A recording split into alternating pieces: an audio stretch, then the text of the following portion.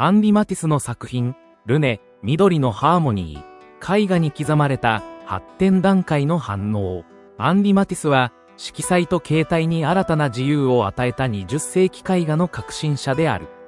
彼の作品には常に、構成と即興、秩序と自由、完成と未完の間を王冠する独自の緊張感が漂っている。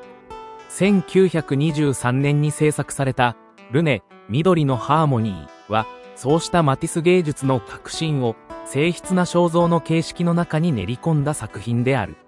タイトルが示すように、この絵画の主題はマティスの娘ルネと、緑の調和であるが、ここに書かれているのは単なる調和ではない。そこには、調和へと向かう果てしない試行錯誤の痕跡が、絵肌の下に幾重にも刻まれている。まず目を引くのは、画面全体に広がる色彩の深さと強さである。背景を占める深い緑と、人物の衣服に施された赤や白とのコントラストは、フォービスムの時代の名残を思わせるが、ここでの色彩はもはや爆発するような劇場ではない。むしろ、何度も塗り重ねられ、削られ、調整されながら、沈静しつつも張り詰めたリズムを持って画面に定着している。そうした沈黙のリズムの中に、マティスは絵画における時間の体積を表現している。本作の最も興味深い点は、いくつかの部位に露呈する描き直しの痕跡にある。とりわけ、モデルの左手は未完のように曖昧であり、明確な輪郭線を描いている。あるいは椅子の背や肩口、袖口における線の不一致、塗りの粗さ、あるいは衣服の形態と連動した削りの線などが目に留まる。これらは、絵の中で失敗や途中経過として見なされうる要素だが、マティスはそれらを意図的に残し、むしろ絵画における過程を前景化させた。通常、完成作品とはそのような痕跡が清掃され、完成形のみが提示されるものであるが、マティスはあえてその清掃を行わず、あるいは別の完成の概念を模索したのである。彼自身が語るように、ある発展段階の反応は主題と同じように重要であり、文章を作る人のように私は書き直しをやり、新たに発見し直すのである。このマティスの制作哲学は、本作において見事に実践されている。彼にとって絵画は、完成品というよりは、時間と反応、葛藤と直感の堆積によって立ち上がる、開かれたプロセスであった。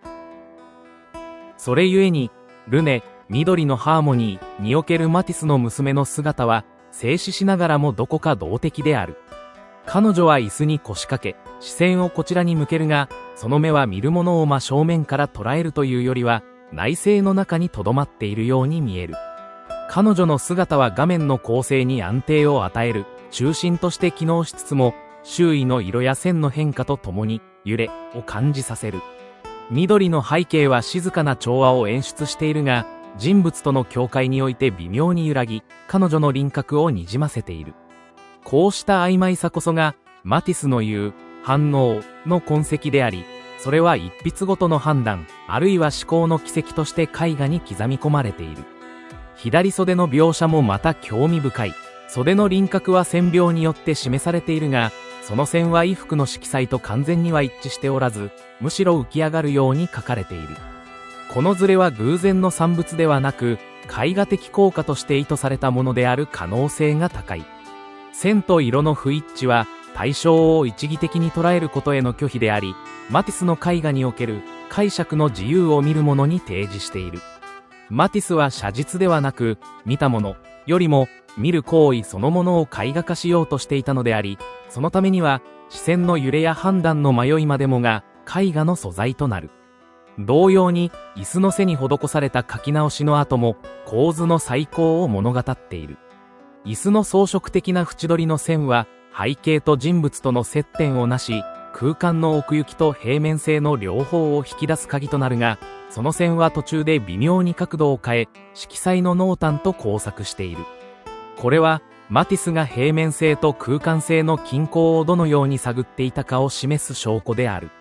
椅子の線は単なる背景の一部ではなく、人物の存在感を支える構造の一部であり、構成的要素として再三の検討が加えられたことが伺える。こうした痕跡は、マティスの作品における完成の概念を再考させる。マティスにとって絵画とは、固定された形式や完成された美ではなく、終わりなき思考のプロセスであった。ルネ、緑のハーモニーは、見る者に完成された像を提示するのではなく、その像がどのように生成されたかという過程を示す。つまり、画面上の未完やズレや書き直しは、単なるミスや遅延ではなく、むしろ絵画の核となる思想である。また、マティスが言及する自分の解釈から出発して作品が自分自身と調和するようになるまで絶えず私は反応するという言葉には作家と作品との間に生まれる対話的な関係が明示されている。ここではモデル娘ルネを再現することよりもモデルという存在に対するマティス自身の反応の記録が重視されている。絵画は彼にとって自分自身と調和するための媒体であり、ある意味では自己表現の究極の形態であった。そのように考えると、ルネ、緑のハーモニーは肖像画というジャンルを超えて、見るとは何か、描くとは何か、完成とは何か、という美術の根源的な問いをはらんだ作品として理解されるべきであろう。マティスは、筆致や構図の中に自己の思索を埋め込むことで、画面を哲学的な場へと変貌させている。その場においては、画家の眼差しと感謝の眼差しが交差し、絵画を通じた対話が始まる。最後に、この作品が1923年に制作されたという事実にも注目すべきである。この年、マティスはニースを拠点としながら、室内装飾や舞台芸術、彫刻など多方面に活動を展開していた時期であり、純粋な絵画としての表現に回帰しつつ、より建築的で構成的な思考へと向かっていた。彼の代表作赤いアトリエ、1911年からの進化を経て、この作品においては、色彩と構成のバランスを取る静筆な緊張感が内面的な対話の場として開かれている。